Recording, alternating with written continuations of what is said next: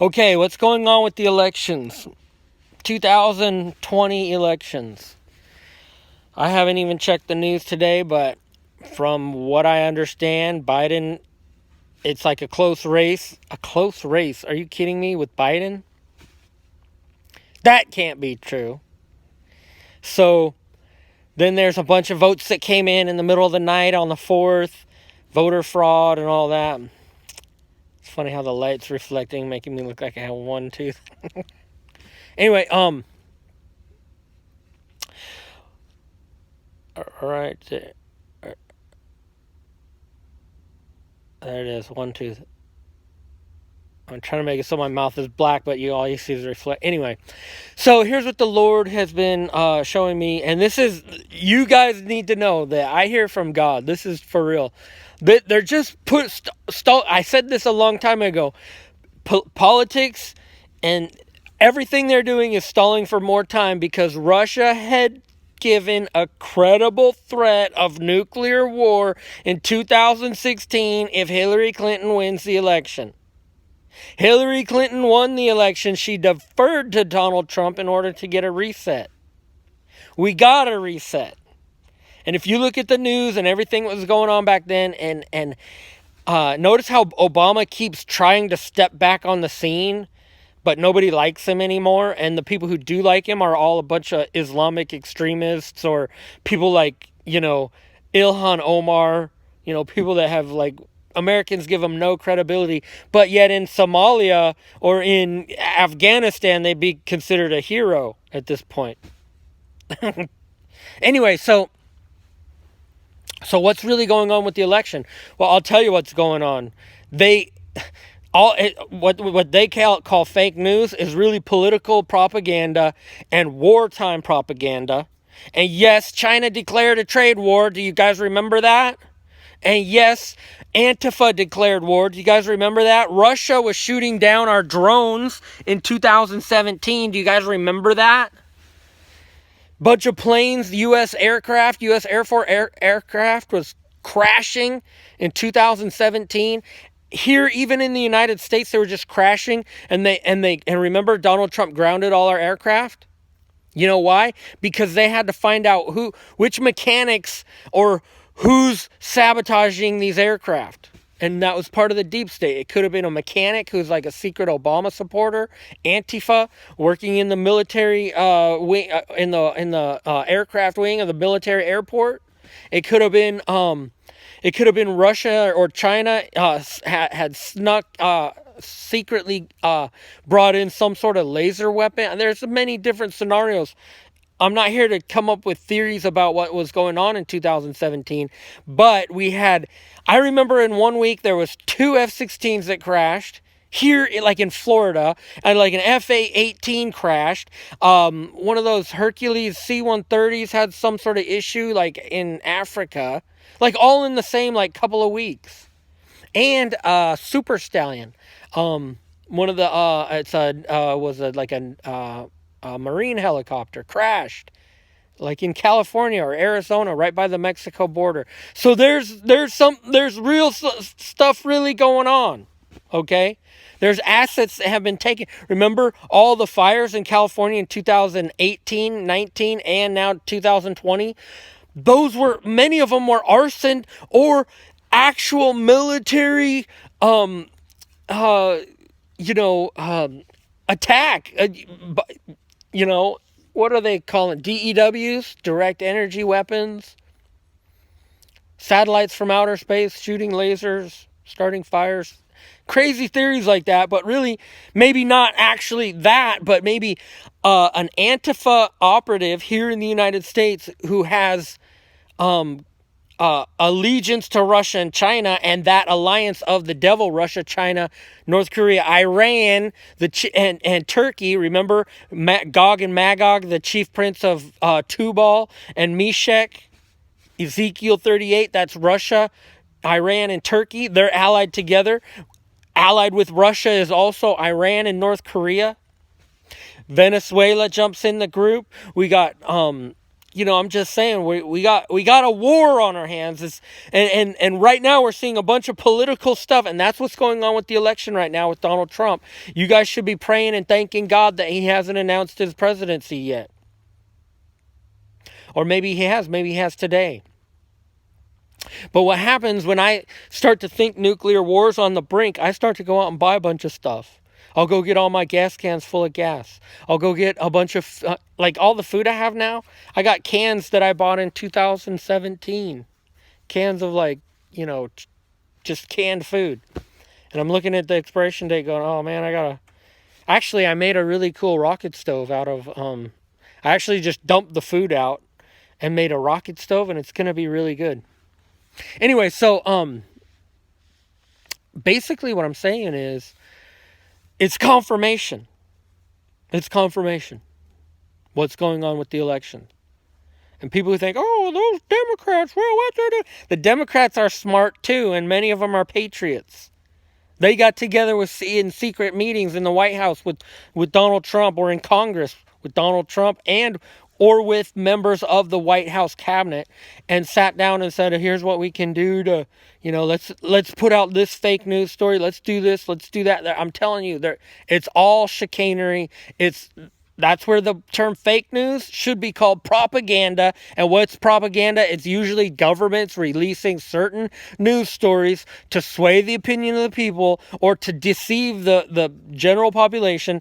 Did you know that after during World War II, when the United States dropped the first nuclear bomb, did you know the very next day, first we dropped a bunch of pamphlets and flyers saying, I think it said something like, we're going to drop a nuclear bomb on you guys. It's going to be bad.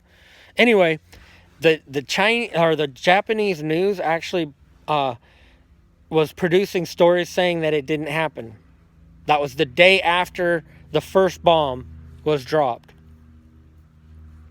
And the Japanese news was actually spreading propaganda saying that, oh, it's a false report, it never happened. Well, when we dropped the second bomb, then they surrendered. But the point is, yeah, the news, it could be Donald Trump could be working with Joe Biden to sit there and say, what can we do to put off this, to throw confusion into the Russians and to the Chinese and make them sit back a little bit longer for two reasons. One, we're adding assets to our nuclear arsenal every single day, is what Donald Trump said. Okay, so we see all this hypersonic nukes, hyper this, hyper that, space launch nukes, Space Force, Poseidon, sleeper nuclear submarine drones. I mean, just there's probably 50 of them, and they're 2 megaton each. Because Russia said that they have 100 megaton. They first reported it as 100 megatons. Well, there's 100 megaton bomb would be like ridiculous. I mean, that's just, it would probably crack a hole in the earth and the earth would split apart or something. I mean, it is possible to build a bomb big enough to just completely crack the earth in half.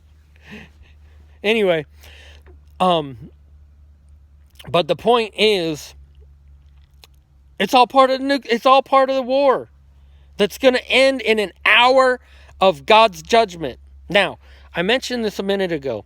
This is a good teaching. Here's what the Lord told me this once. This one time I was out walking. I was young. This was a long time ago. This is actually the word of the Lord. I was walking along and I had some cash in my pocket. And there was a homeless guy. And as I was walking by the homeless guy, the Lord spoke to me, told me to give him $5. And you know how the voice of the Lord is that still small voice. I was wondering about it. I don't know. But I kept walking because I didn't want to give him any money. We always make excuses. Oh, well, he's just going to buy alcohol with it. Oh, he's just going to buy methamphetamine. I'm not giving him no money. I'm not supporting the drug industry by giving that homeless person $1. Well, I'll be darned, I'm not going to do that. We come up with reasons not to obey God. Anyway, so I kept walking. I didn't give him any money. And then a little while later, I was walking back. Okay, and I saw the same homeless guy again, and the Lord spoke to me and said, you have stolen $5 from that guy. I thought, I haven't stolen nothing. And then the Lord said, this is the word of the Lord. He said, when the Lord speaks to you and tells you to do something and to give something that you have in your possession that's legitimately yours, the minute he speaks to you and tells you to give that, it is stolen from that person in God's eyes. That $5 was mine. I'm the one who went to work. I'm the one who earned the money. I'm the one who got the paycheck. I'm the one who went to the bank and put that $5 in my pocket cash. It was my money, legitimate according to the traditions of our world. But the minute the Lord spoke to me and said, give that homeless man $5, that $5 became his. And withholding it means I had stolen from the homeless man and stolen from God, because the Bible says he who gives to the poor lends to God. And then there's a scripture, I believe it's in Malachi, where it says, but you have robbed God. Would a man rob God? And he says, you have robbed God in tithes and offerings. That's because the Lord was speaking to the people, telling them to give their tithe, give their offerings, and they were, no. Or they would say, oh, I'm saved by the grace of the Lord, or saved by grace and not by works. Well, you might be saved by grace and not by works, but the minute the Lord speaks to you and tells you to give a certain amount to someone and you don't obey him, that money is stolen. That stuff is stolen in God's eyes. And it happened again this one time. Lord was telling me to give something like a bicycle away. And I was praying about it and praying about it and praying about it. You know how sometimes, I'll pray about it. We try to put God off. I'll pray about it. I was going to pray about that until I was done with that bike. Ready, put broken chain, flat tires. Oh, here you go, Lord. Not really. No, but the Lord was telling me to give it. And then I remember this one time I was riding the bike and I felt like I was riding a stolen bike. And I knew, okay, God. And from that point on, I got no pleasure out of that bike. Every time I went riding, I felt grieved in my spirit. And I thought, okay. Then it was confirmation. Oh, okay, God did really tell me to give the bike away. Now, I've been spending money, and I have no income, and I need money just to survive right now. So this is the work I do, getting on YouTube and telling you what's really going on out there. And if you pray about it, and if you're close to God, this is what everything I'm saying is confirmation. You'll be like, yeah, the elections are weird. The elections in 2016 were weird too. Remember, after Donald Trump announced his victory, there was video of big groups of Russians celebrating because we're like, oh, we don't have to go to war, yay! So the Russians did hack the election, yet since then we never hear the media remind us of that. Oh, they say Russia hacked the election, but they don't say how. Here's how they did it, by announcing that if Hillary Clinton wins, that Russia's going to nuke the United States. And back then, remember, they were showing us videos of the hypersonic nukes nuking all of Texas, and they said they could destroy all of France if they wanted to. Meanwhile, there was a Russian nuclear, or a Hawaii nuclear alert. All that. And then remember, we had reports of nuclear submarine being sunk off the coast of Alaska. And it never went on to the mass media. And then as soon as the initial report came out, it was covered up by other news. They buried it in other news. In other words, it's like information overload. You're looking at the story going, is this true? Could this be true? A nuclear submarine off the coast of Alaska? And I remember Marfoogle News reported it. That guy from The Sword and I think it's called The Sword and the Spirit, he reported it. And these are guys who are ex-military who probably have connections to some sort of high-level, intelligence gathering. And they're actually commissioned by the government to release this information in a kind of a less, I want to say less dramatic or panic-ish way. In other words, if let's say China sunk one of our carriers, would they report it in the news, or would they report it some peripheral news source and report it as some sort of conspiracy theory? And am I just all a bunch of conspiracy theory? Well, it would be true if it wasn't for the fact that many of the things I say materialize even after I say them. Okay? So what I'm saying is, it's the end of the age, and there's no manner of prepping that'll get you ready, but you should have a tank full of gas and a couple extra gas cans. And if God speaks to you about giving to me, whatever you withhold is stolen from God at the point that you know that the Lord spoke to you. Lord actually told me to make this video. Even if like 10 people all gave $10, that's $100. That's for me, that's like probably like 8 or 9 days worth of food, you know. But if you don't, God will still provide for me. It doesn't matter if people disobey all the time. And since this is the work, my YouTube channel is the only work I'm doing, and I think I get like $100 a year in AdSense revenue. I mean, if you look at my videos, I get maybe 200-300 views. So yeah, I got my I think the last time, actually, it's more like $50 a year because it's paid $100 once you get a $100 threshold.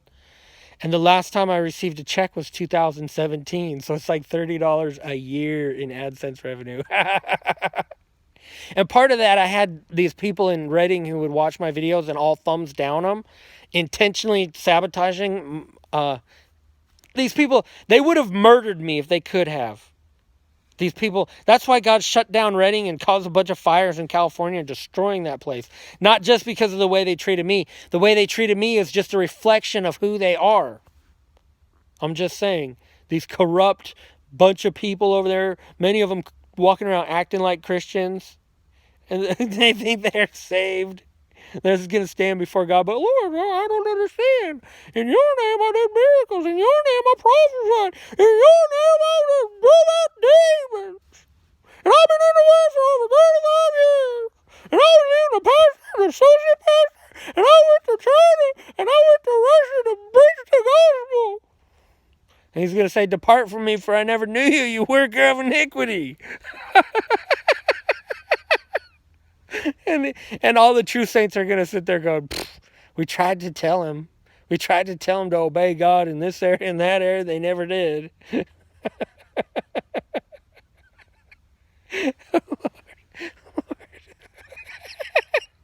I'm about to have the joy of the Lord, so I better go.